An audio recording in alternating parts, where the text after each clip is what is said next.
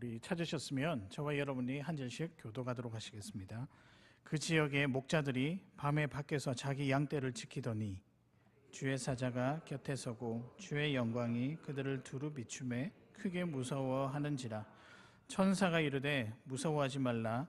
보라, 내가 온 백성에게 미칠 큰 기쁨의 좋은 소식을 너희에게 전하노라. 오늘 다윗의 동네에 너희를 위하여 구주가 나셨으니 곧 그리스도 주시니라.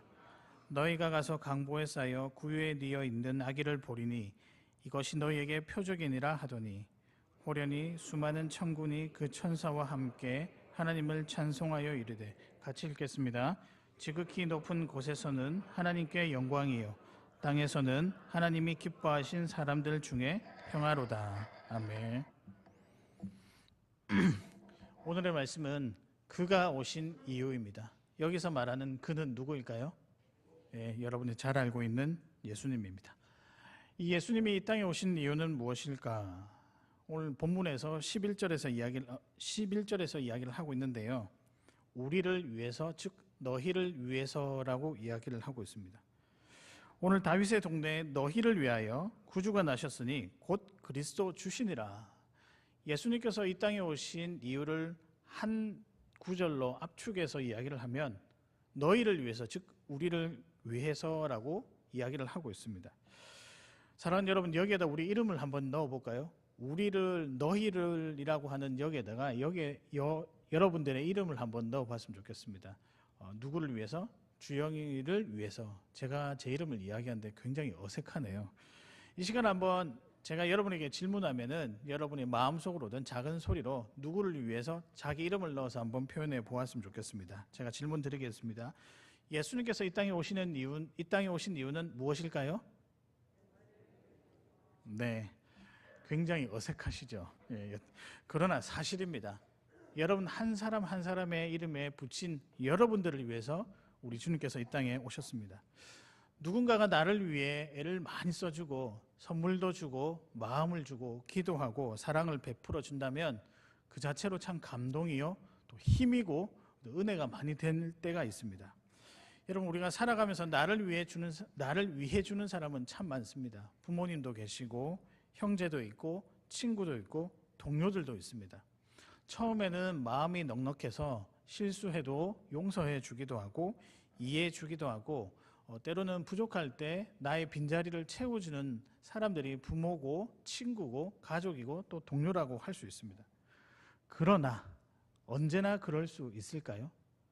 우리가 여러분들이 직장생활도 많이 해보시고 사회생활 많이 해보셔서는 알겠지만 모든 사람이 항상 이해해 주리라고 기대하는 것은 어쩌면 우리의 욕심이다라고 생각될 때가 있습니다. 사람의 마음이 갈 때라서 항상 감정적으로 되어 반대에 서기도 하고 때로는 나를 욕하기도 하고 비난하기도 하고 심지어는 원수가 되는 일도 우리가 살아가는 세상 가운데 여러 관계 속에 나타나기도 합니다. 그래서 영원한 친구는 없다라는 표현이 딱 들어맞는 것 같습니다.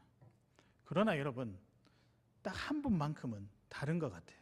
그 한 분은 예나 지금이나 앞으로도 나의 편이요, 나의 친구요, 나의 동역자요, 나의 주인으로 살아가기를 원하시는 분이시고 기뻐하시는 분이십니다. 그분이 누구실까요? 오늘 이 거룩한 주일에 이 성탄날의 주인이신 우리 살아계신 예수님이십니다. 여러분, 이 예수님께서 여러분의 영원한 친구요, 영원한 가족이요, 영원한 내 편이라는 사실을 여러분 꼭 기억하시기를 바랍니다. 그런데 심지어 이 주님께서는요, 우리의 잘나서, 우리의 능력이 많아서, 우리가 멋있어서 우리에게 다가오신 것이 아니더라고요. 우리의 허물 때문에, 우리의 죄 때문에, 우리의 부족함 때문에 그 부족함을 영원히 채워주시려고 이 땅에 오셨습니다. 여러분, 그렇지 않습니까? 항상 매번 우리가 다른 사람의 부족함을 채우기 위해서 나의 시간과 나의 어떤 걸음과 나의 재정을 써가면서 그 사람의 부족함을 메울 때는 한두 번이면 괜찮지만 영원히 그렇게 할 수 있을까요? 물론 부모 자식 간에는 그럴 수 있겠죠. 그런데요, 살다 보면 때로는 우리가 이런 데 시간을 쓰다 보면 본전 생각이 나기도 합니다. 그래서 영원한 친구는 없다. 좀 전에 말씀드린 것처럼 그런 표현이 딱 맞는 것 같아요. 그러나 여러분, 우리 주님은요, 부족할 때마다 우리 옆에 계시고요. 우리의 빈자리가 항상 없어서 외로울 때마다 항상 우리 곁에 계시고요. 때론 우리의 삶이 망가졌을 때도 그 곁에 계시는 분이 살아계시는 우리 주님이십니다. 오늘 이 주님을 잘 믿으시고 이 주님 앞에 나오기를 바라며 때로는 이 시간에 마음으로 함께 기도했으면 좋겠습니다.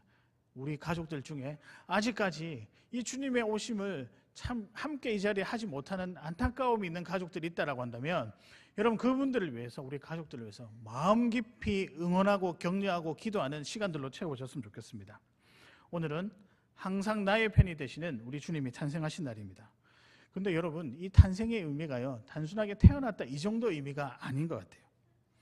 이것은 인류의 구원의 역사의 시작이요, 세상 역사의 시작이요, 회복의 역사의 시작이요, 치유의 역사의 시작이요, 우리가 살아가는 존재 이후의 역사가 오늘로부터 시작되었다는 것을 기억하시길 바랍니다. 즉 세상의 모든 문제 해결이 언제부터 시작되냐? 지금 오늘 이 순간부터 시작된다는 것을 꼭 기억하시길 바랍니다. 특별히요 성도인 나에게 오늘 매우 중요한 날입니다. 교회에게도 중요한 날입니다. 여튼 오늘은 다 거두절미하고 굉장히 뭐한 날이다? 중요한 날이다. 귀한 날이다. 여러분 그것을 꼭 기억하시길 바랍니다. 그래서 오늘 예배가 좀 풍성했으면 좋겠습니다. 여러분들 표정도 더 밝았으면 좋겠습니다. 그리고 여러분들 찬양 소리도 더 컸으면 좋겠습니다. 강요하는 건 아니고요. 제가 감격에 겨워서 같이 그랬으면 좋겠다. 그러니까 오늘 오후 예배도 성탄 발표회도 풍성했으면 좋겠습니다. 먹거리도 풍성하고 그 다음에 우리의 마음도 풍성하고 그러나 여기서 끝나지 아니하고 오늘 여기서 나가는 순간 우리가 살아가는 곳곳에 예수 향기 날리는 것이 풍성했으면 좋겠습니다. 그렇게 살아갈 때 하나님께서 여러분들을 참 이뻐하시고 기뻐하시고 그리고 너무 좋아하실 것이고 사랑해 주실 것이라고 저는 확신합니다. 이 시간 이런 마음들 남아 다시 한번 마음들 담아서 묵상해 보기를 원하는데요. 주님이 오신 이유는 무엇일까? 이 근원적인 질문을 한번 던져가면서 오늘 여러 가지 주어지는 메시지 가운데 은혜 받으시고 도전하시고 다시 세상 가운데 나가셔서 이 의미들을 잊지 마시고 그 삶의 발걸음에 힘을 주어 살아나가시는 여러분 되시기를 바랍니다. 주님이 오신 이유는 무엇일까? 첫 번째입니다. 회복입니다. 무엇이라고요? 회복입니다. 원래 자리로 돌아오는 것이 회복입니다. 주님이 이 땅에 오신 이유는 우리의 회복을 위해서입니다. 이미 우리는 원래 자리를 이탈해 왔습니다. 아담과 하와로 우리가 대표되는 너무나도 완벽하고 에덴 동산이라고 하는 여러 가지 고난과 고통이 없는 풍족함이 있었던 그 세상 가운데 죄가 우리 안에 들어오면서 우리가 어그러지기 시작했습니다. 부패했고요, 타락했고요. 그 다음에 우리의 형상이 망가뜨려지기 시작했습니다. 주님이 오신 이유는 이 모든 무너진 것들이 다시 원래 자리로 돌아가는 회복의 날입니다. 사랑하는 여러분, 때론 여러분 삶 가운데 망가진 부분들, 망가진 흔적들이 있습니까? 내 마음에 필요한 치유가 필요하십니까? 내 마음의 상처를 치유할 그런 필요가 있으십니까? 오늘 주님 때문에 회복되는 놀라운 역사가 여러분 삶 가운데 일어나기를 소망합니다. 회복이란 말은 참 좋은 것 같습니다. 이 회복이란 말을 들으면 왠지 모를 자신감도 생기고요. 무언가 회복되었다 하니 다음 일을 할 수 있는 기대감도 생기는 것 같습니다. 우리가 아파서 병원에 갈 때가 있지 않습니까? 입원했다가도 수술을 다 마치고 난 다음에 의사 선생님께서 선생님 이제 몸이 잘 회복되셔서 수술 잘 되었으니 잘 회복되셔서 이전보다 더 건강하게 될 것입니다라고 이런 이야기를 들으면 기분이 어떠세요? 저 싫어요 라고 하시는 분은 아무도 없습니다. 회복되었다는 그 말에 아직 다 상처가 아물지도 않았음에도 불구하고 정말 힘이 생기고 이전보다 내가 더 건강해지겠구나, 삶의 활력이 생깁니다. 생기가 돌고요, 얼굴 표정이 굉장히 밝게 변하는 것을 우리가 경험한 적이 여러분 있을 것입니다. 뿐만 아니라 고민도 많고 염려도 많고 생각도 많았다가 이런 어두운 긴 터널을 통과한 후에 다시 빛을 보게 되면 그동안 내가 놓쳐버렸던 시간 어떻게 해서든지 회복해야 되겠다. 이 빛이 비춰지니 소망이 생기니 내가 회복해야 되겠다. 이 회복이 삶의 열정으로 변하는 것들을 여러분 많이 보았을 것입니다. 왜 이렇게 될까요? 세상 사람들은 여러 가지 방법들을 이야기하지만 성도인 우리는, 그리고 주를 온전히 믿는 자들은 그 방법을 딱 여기에서부터 찾습니다. 예수님입니다. 그분이 이 땅에 오셨기 때문에 이런 회복의 역사들이 시작이 되고 그리고 번성하게 되는 것입니다. 제가 그러면서 묵상하면서 이런 생각이 들었습니다. 우리 주님께서 나의 무엇을 회복시키실까? 우리의 무엇을 회복시키실까? 고민하다가 제가 두 가지로 정리를 해 보았는데요. 첫째는 내가 누군지, 내가 얼마나 귀한 사람인지를 깨닫게 되는 회복이 있다. 여러분 이 사실에 동의하십니까? 주님께서 우리를 회복시키는데 어떤 사람으로 회복시킬까? 우리가 참 귀한 사람이다. 물론 눈을 들어 우리 자신을 보면 부족함이 투성이겠죠. 그럼에도 불구하고 주님이 내 안에 들어오시니까 어떤 일이 벌어지는가? 내가 정말 귀한 사람이다. 이 사실을 깨닫게 하는 회복이 일어나게 된다는 것입니다. 두 번째는요, 영적인 회복입니다. 나의 영이 살아나는 회복. 그래서 여러분 이 두 가지 회복을 존재와 영의 회복이 된다라고 말씀드릴 수 있습니다. 제가 조금 더 세밀하게 살펴보겠습니다. 먼저 처음에 말씀드렸던 내가 얼마나 귀한 존재인지를 깨닫는 회복이 일어난다라고 했는데, 간단하게 정리하면 이렇습니다. 제가 정리하기 전에 여러분에게 질문 드리겠습니다. 무슨 질문을 드릴까요? 이 시점에서요? 여러분이 참 귀한 사람이 되었습니다. 다르게 표현하면 제가 계속해서 질문하고 있는데요. 여러분은 죄인입니까? 의인입니까? 요거 확실하게 해야 됩니다. 근데 여러분 스스로 의인 될 수 없지요. 누구 때문에요? 오직 예수 그리스도 때문이라는 거죠. 여러분 이겁니다. 이 확신이 우리 안에 들면 우리는 귀한 사람이에요. 그래서 여러분 우리가 어떤 생각들이 회복이 돼야 되냐면, 내가 주님 안에 있을 때 더 이상 죄가 나를 지배하는 그런 삶이 아니라 하나님의 영광이 나를 지배하는 참 귀한 사람이다. 여러분 이 사실을 꼭 잊지 마시기를 바랍니다. 여러분 이 안에서 자존감이 회복되고요. 이 안에서 여러분 상처가 회복되고요. 이 안에서요 우리가 걸어가야 할 삶의 방향이 어딘지를 명확하게 알 수 있습니다. 근데 여러분 죄인이 의인 되었다는 것은 단순히 우리가 명패의 이름이, 명찰의 이름이 죄인에서 의인으로 단순한 신분 변화 차원이 아닙니다. 그보다 훨씬 더 깊고 이 변화의 폭이 훨씬 더 넓다라고 할 수 있습니다. 예를 들어 한 사람의 노예가 있었다라고 우리 가정을 해봅시다. 이 노예가 어떻게 해서든지 귀족이 된 거예요. 전쟁에서 공을 세워 귀족이 되었든지, 돈이 많아서 그동안 일을 해서 숨겨둔 모아둔 돈이 너무 많아서 이 돈으로 귀족의 어떤 지위를 샀다라고 생각을 해봅시다. 근데 여러분 귀족이 되었다라고 해서 다 같은 귀족일까요? 걸맞는 생각과 예법과 예식들 알아야 진짜 귀족이라고 할 수 있습니다. 거기에 맞는 삶의 방식, 행동, 양식 그것도 다 따라와야 저 사람이 정말 귀족이구나라고 생각할 수 있습니다.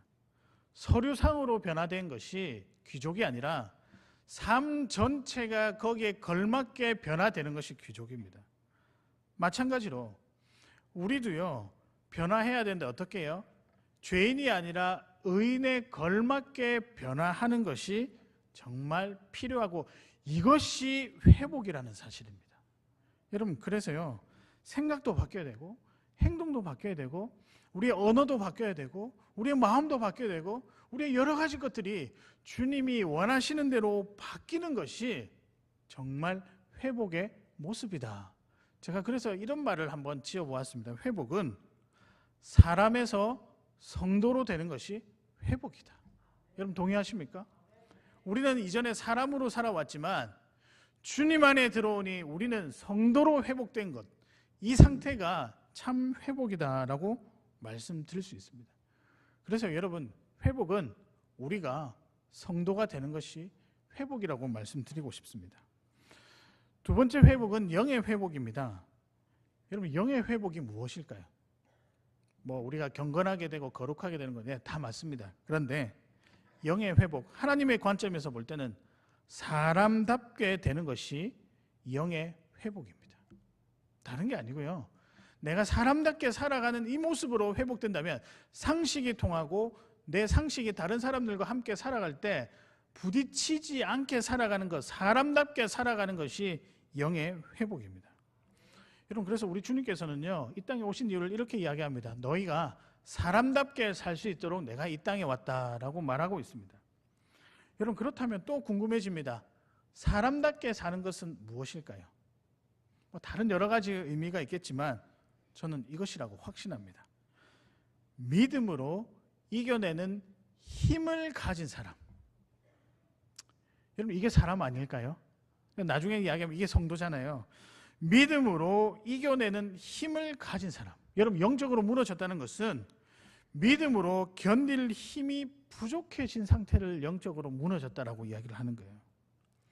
여러분, 그래서 다시 바꿔서 이야기하면 믿음으로 이겨낼 힘을 가지고 사는 것이 사람답게 사는 것, 그것이 영적으로 회복되는 것, 그런 사람이 누구냐? 지금 이 자리에 앉아 계신 저와 여러분 성도라고 할 수 있다는 것입니다. 여러분, 그래서요, 이제는 우리가 달라야 됩니다. 성도이기 때문에 세상의 여러 가지 문제들 앞에서 물론 세상의 모든 지혜가 필요할 때가 있고 전략이 필요할 때가 있습니다만 기본 베이스에 이 모든 것을 믿음으로부터 시작하고 믿음으로 바라보는 관점으로 나아가는 이 능력이 길러지며 이 능력대로 살아가는 것이 누구다요? 하나님의 자녀 성도라는 것입니다. 여러분, 이것이 회복입니다. 사랑하는 여러분, 회복 많이 되시기를 바랍니다. 그래서 정말 믿음이 우리 뿌리에 바탕을 잘 이루어서 흔들리지 아니하고 비바람이 불어도 여전히 내가 믿음으로 이겨낼 수 있어 라고 하는 상태가 되는 것, 그 회복의 상태가 되는 그 삶을 살아가는 여러분이 되시기를 바랍니다. 그럼에도 불구하고 여전히 그렇게 살지 못하는 자들이 훨씬 더 많습니다. 성도라고 해도 때로는 너무 많이 힘들게 살아간 자들이 있습니다. 왜 그럴까요? 두려움이 많아서입니다. 살아가면서 상처도 많이 받고 예민해지고 열등감과 낮은 자존감으로 가득 차니 두려워서 눈과 마음이 왜곡이 되어버립니다. 같은 상황과 사람을 보아도 이 왜곡된 시선으로 보게 되니 상처받게 됐고요. 상처 입은 상태로 환경을 보게 됩니다. 어그러지는 거죠. 이런 분들이 참 우리 주변에 많습니다. 저는 상처를 잘 받을까요? 그러지 않을까요?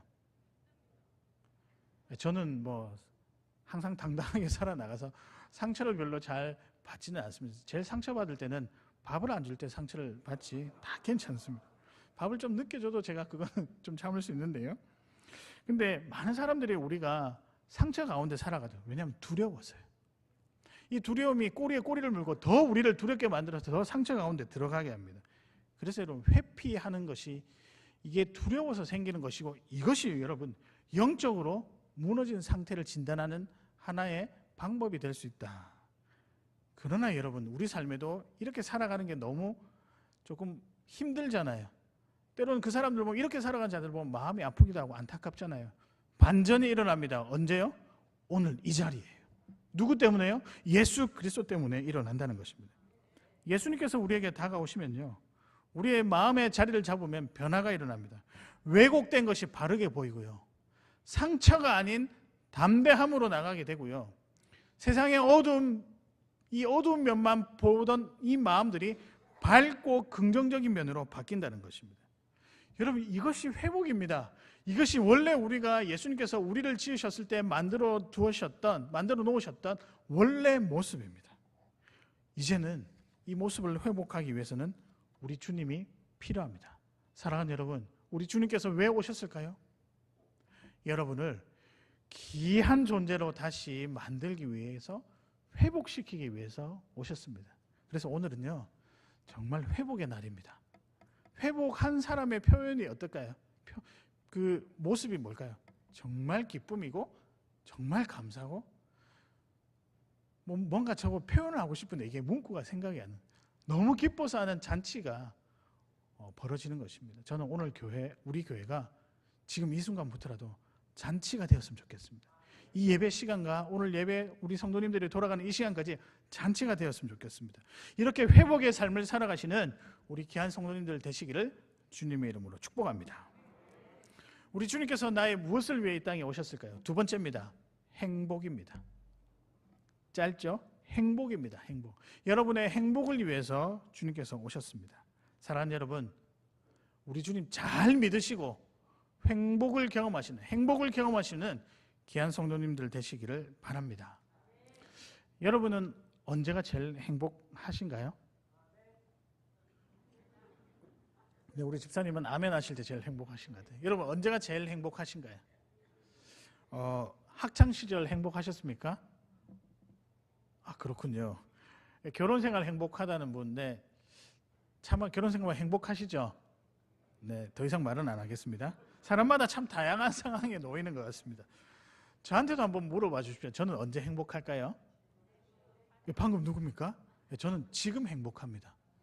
대단하지 않습니까? 근데 옛날에도 행복했습니다. 지금도 행복하고 옛날에도 행복했고요. 사실 제가 제일 행복하지 않을 때가 언젠가 생각해 보니까 공부할 때가 제일 싫었던 것 같아요. 그거는 뭐 모든 자녀들, 우리의 모든 자라온 사람들의 공통의 어떤 이유가 아닌가. 근데 저는 심지어 군대 가서도 저는 행복했습니다. 희한하죠? 좀 이상하죠? 근데 저는 처음 적응하는 게 어려워서 그렇지 적응하고 나면 굉장히 그 시간들을 잘 즐기는 편입니다. 근데 제가 좀 더 진지하게 생각해 보니 제가 살아온 짧은 인생이지만 언제가 가장 행복했을까 생각하니 예수님 때문에 뜨거운 열정으로 살아갔던 청년의 때라고 저는 생각을 합니다. 그때는요, 제가 이런 표현을 좀 속된 표현을 써서 여러분에게 죄송하지만 그때는 예수님 때문에 그냥 미쳤던 것 같아요. 너무 좋아서요. 그분이 내 안에 들어오고 제가 인격적으로 그분, 인격적이란 말은 다른 말로 상식적이란 말이거든요.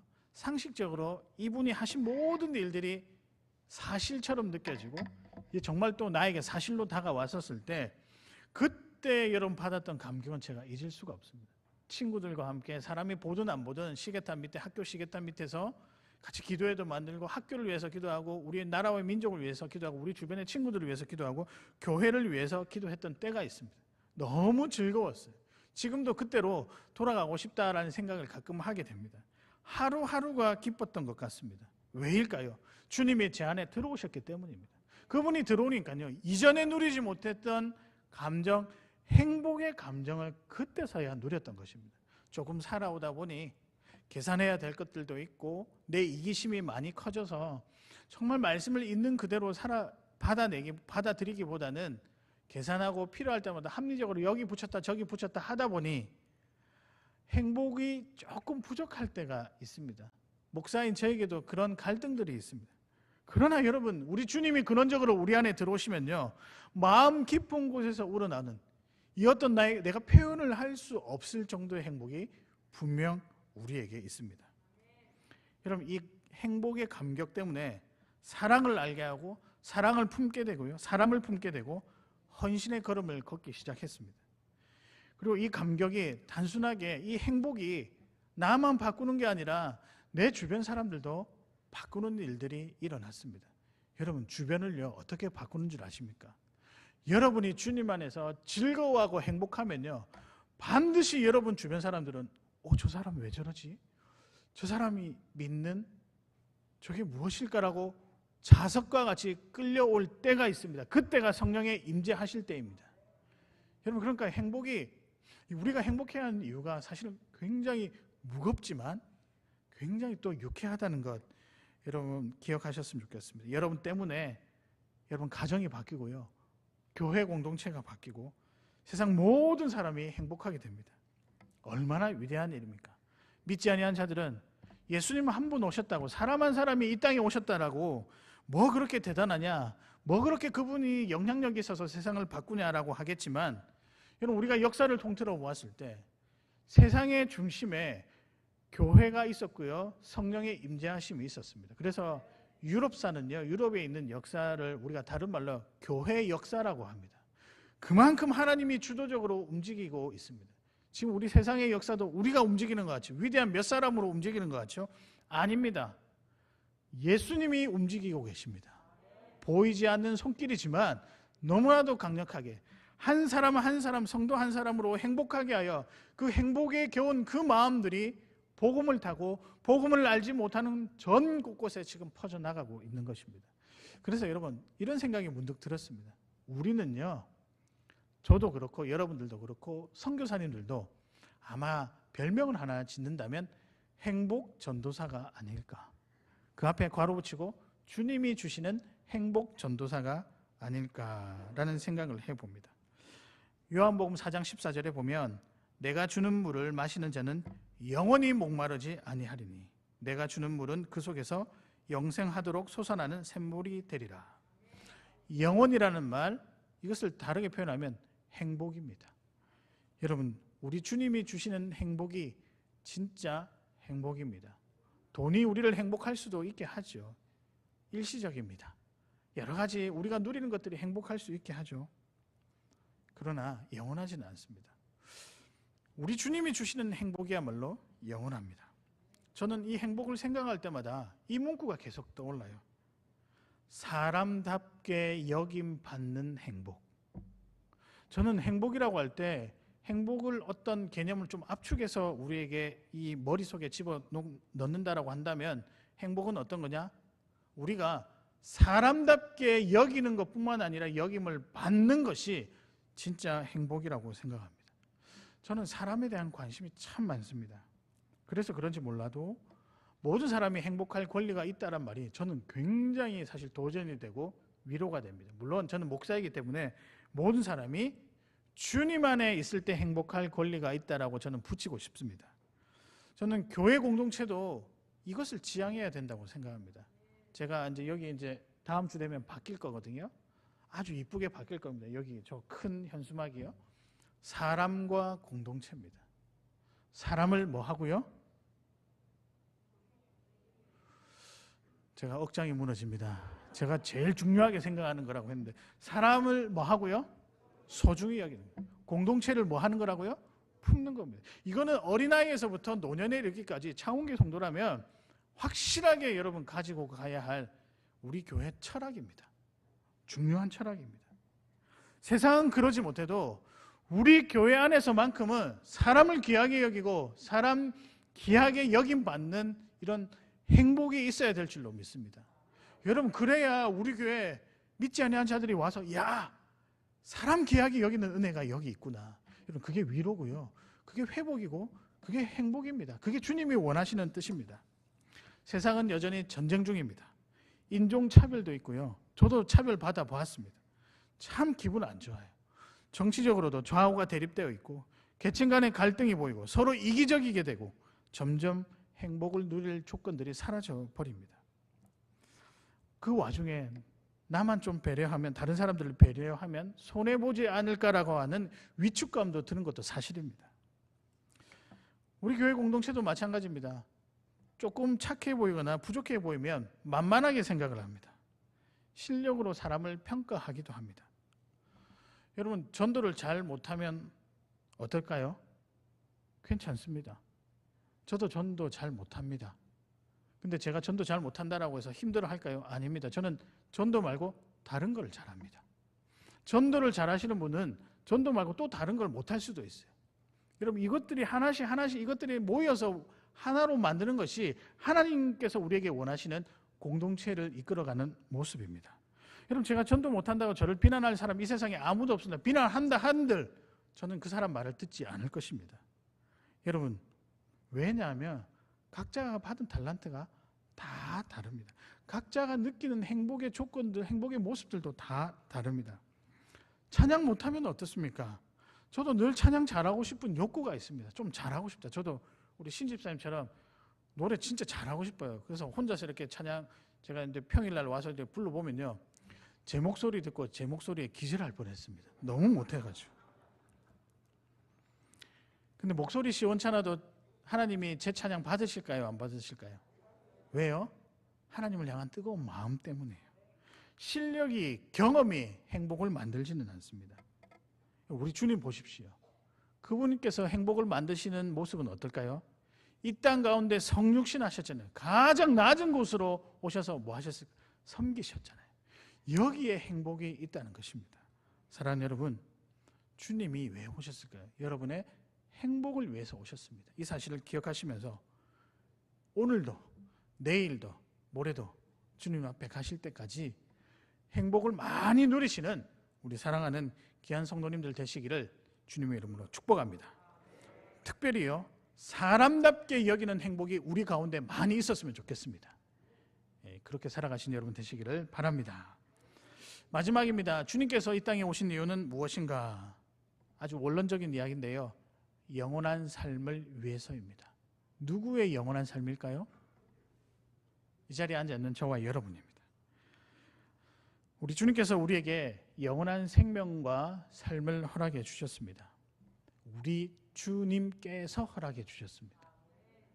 이 사실이 여러분 위로가 되었으면 좋겠고 또 많이 누리시기를 바랍니다. 또 질문 드리겠습니다. 우리의 삶은 총 몇 부분으로 되어 있을까요? 우리의 삶을 구분했을 때 총 몇 부분으로 되어 있을까요? 많은 사람들은 한 부분이다, 죽으면 끝이다, 그래서 한 부분. 또 어떤 사람들은 현재의 삶과 죽음의 삶 두 부분으로 나누어 있다. 다 맞습니다. 믿지 않는 사람들은 그게 맞겠죠. 근데 실은 한 부분입니다. 말씀은 하나님이 우리 삶에 들어오실 때 이미 그 시점부터 영생의 삶이 시작되었다라고 이야기를 하고 있습니다. 그래서 우리는요, 되게 특별한 사람이에요. 우리는 이 세상에 살면서도 영원한 삶을 가졌다라고, 영생의 삶을 살고 있노라고 현재 선포할 수 있는 권한과 사실이 우리에게 주어졌습니다. 여러분 얼마나 감사할까요? 요한복음 15장 5절에 보면 나는 포도나무여 너희는 가지라. 이미 접붙임이 된 이 순간부터 우리는 포도나무가 된 것입니다. 가지가 아니라 포도나무의 삶을 살아가게 된 것이죠. 죽음은요, 단지 배경이 바뀌는 것이에요. 죄의 영역이 있는 곳에서 이제는 하나님 나라, 아무런 고통도 없고 죄도 없고 너무 기쁘고 축제와 같은, 잔치와 같은 삶이 일어나는 그곳으로 우리 배경이 바뀌는 것입니다. 여러분, 그래서 우리는요, 세상의 영향을 받는 사람들이 아닙니다. 우리는 이렇게 표현하면 어떨까요? 지금 바깥에 춥잖아요. 추워도 우리는 추운 사람이 아니에요. 추위를 느끼는 사람이 아니라 추워도 우리는 어떤 사람이라고요? 뜨거운 사람이라고요. 여러분, 이게 영원한 삶을 살아가는 자들의 달라진 모습들입니다. 여러분, 제가 장례식 집례를 여러 번 해보았는데요, 예배를 집례하다 보면 영혼을 위해 사는 자들과 그렇지 아니하는 자들의 울음소리가 틀리다는 것 아십니까? 제가 정말 여러 번 들어보았거든요. 여러분, 영혼을 사는 자들의 울음소리는 조심스러우면서도 절제가 있습니다. 왜냐하면 물론 슬픈 것은 당연하지요.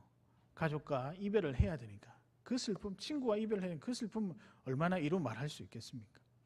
그런데 그 울음소리가요, 절제되어 있고 조심스럽습니다. 왜냐하면 소망이 있기 때문에, 성도가 소망이 있기 때문에. 근데요, 그렇지 않은 사람들의 울음은 울음이 아니라 절규입니다. 찢어지는 고통의 울음소리. 아마 여러분들도 많이 동감하시리라 믿습니다. 영혼을 사는 사람들은요, 눈물 소리도 다르고요, 발걸음 소리도 다르고 삶을 살아가는 소리가 다릅니다. 굉장히 절제가 있고 경쾌하지만 정갈하고요, 은혜가 있고 기쁨이 넘치는 것이 우리들의 삶입니다. 그러나 그렇지 못한 자들은 우리가 기도해야 할 제목으로 살 만큼 우리의 긍휼이, 하나님의 긍휼이 필요한 자들입니다. 여러분, 본문 11절에 보면 너희를 위하여라고 되어 있습니다. 오늘 다윗의 동네 너희를 위하여라고 되어 있는데요, 저는 이 구절, 너희를 위하여 구주가 요 사이에 이 글이 생략되었다라고 생각을 하는데요, 너희를 위하여 영원한 삶이 이제 시작되도록 구주가 나셨으니라고 읽는 게 저는 제일 정확한 의미라고 생각합니다. 우리 주님께서 왜 오셨을까요? 영원한 삶을 위하여, 너희가 영원한 삶을 살 수 있도록 내가 태어났다. 그래서 우리 주님의 삶의 목적은 무엇이냐? 우리에게 있다는 것입니다. 다른 게 아니라 이 우리에게 있어서 우리가 걸어가야 할 방향과 삶의 무게와 걸음들이 정확하게 어디에 있어야 할지를 우리에게 알려주고 있다는 것입니다. 그래서 여러분, 우리가 때로는 살아가면서 뭐라고 해야 될까요? 힘들잖아요.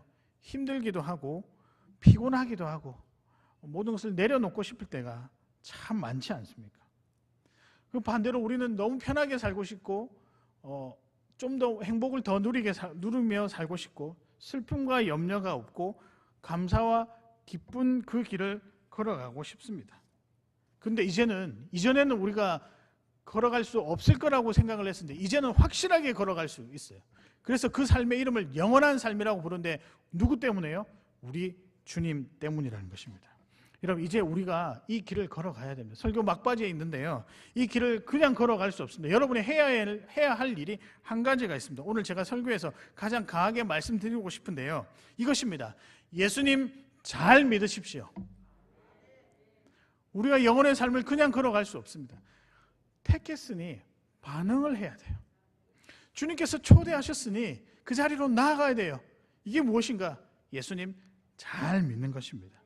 저는 개인적으로 우리 교회가 예수님 참 잘 믿고 있다고 생각합니다. 부끄러우십니까? 당당하십시오. 어차피 이제 담임 목사 성향이 좀 당당하게 살아가는 자들이니까 여러분도 따라오셔야 되지 않겠습니까? 저는요 항상 당당합니다. 제가 뭐 가진 것도 없고 가진 것 많죠. 하나님이 이렇게 표현하면 좀 하나님 제 거잖아요. 예수님도 제 거잖아요. 그렇잖아요. 제가 우리 가족도 있잖아요.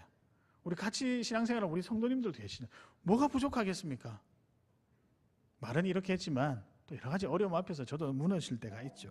그러나 여러분, 완전히 무너지지는 않습니다. 우리가 어떤 사람인데요, 우리가 예수님께 살아가신 영원을 사는 사람이고 치유의 역사가 있는 사람이고 행복의 맛을 아는 사람인데 어떻게 우리가 무너지겠습니까? 근데 이게 사실입니다. 믿고 당당하게 살아가시기를 바랍니다. 여러분, 로마서 10장 13절에 보면 이렇게 나와 있습니다. 주의 이름을 부르는 자는 구원을 얻으리라. 우리는 이미 주의 이름을 부르는 것을 넘어서서 주의 이름을 찬송하고 있는 자들입니다. 여러분, 예수님 잘 믿고 살아나갈 때 정말 우리에게 그동안 누리지 못했던 은혜가 있을 줄 압니다. 여러분, 그래서 이 예수님을 잘 믿자라고 했잖아요. 제가 잘 믿는 방법을 제가 오늘 좀 소개를 해드리겠습니다. 여기 주보에 보면 특세 나오시면 됩니다.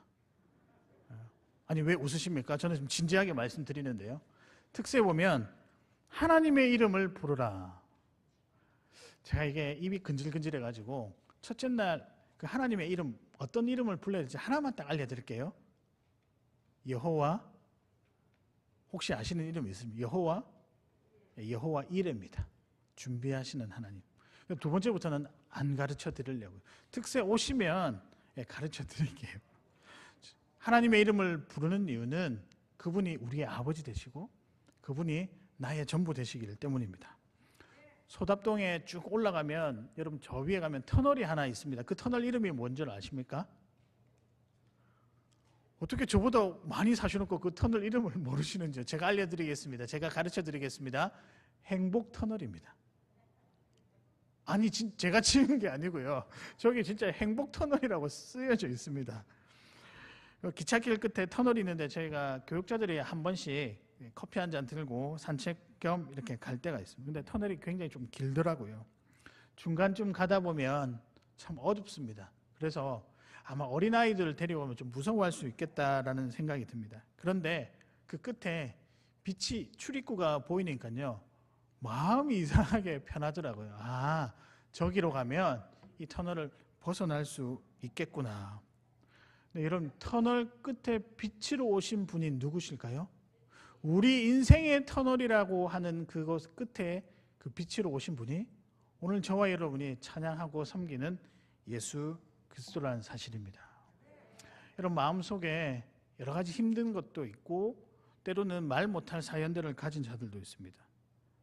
너무 힘들어서 베개에 얼굴을 파묻고 눈물로 지새운 분들도 있을 것입니다.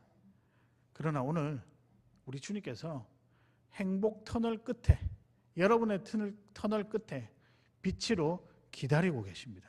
그래서 여러분의 삶을 행복 터널이라고 분명히 부를 수 있을 것입니다.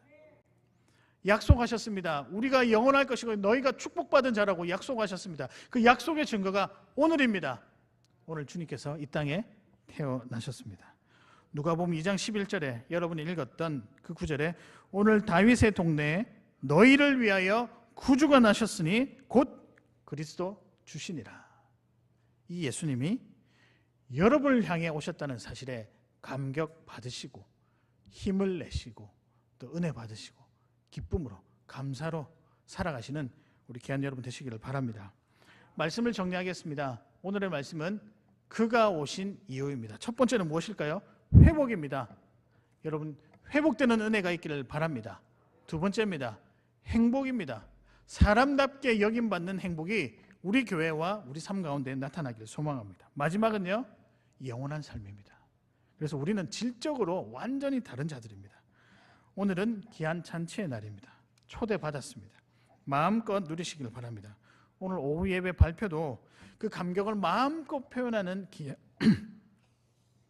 귀한 시간 되었으면 좋겠습니다. 뿐만 아니라 내일부터 시작되는 여러분 삶도 마음껏 은혜를 드러내며 누리며 살아가는 귀한 성도님들 되시기를 주님의 이름으로 축복합니다. 이 시간 예수 우리들의 밝은 빛이라는 찬양인데요, 아마 우리 오후 예배 때 안성복 목사님께서 많이 불렀던 찬양인데요, 빛이 되신 예수님 생각하시면서 우리 뜨겁게 한번 찬양하도록 하겠습니다. 예수 우리들의 밝은 빛, 예수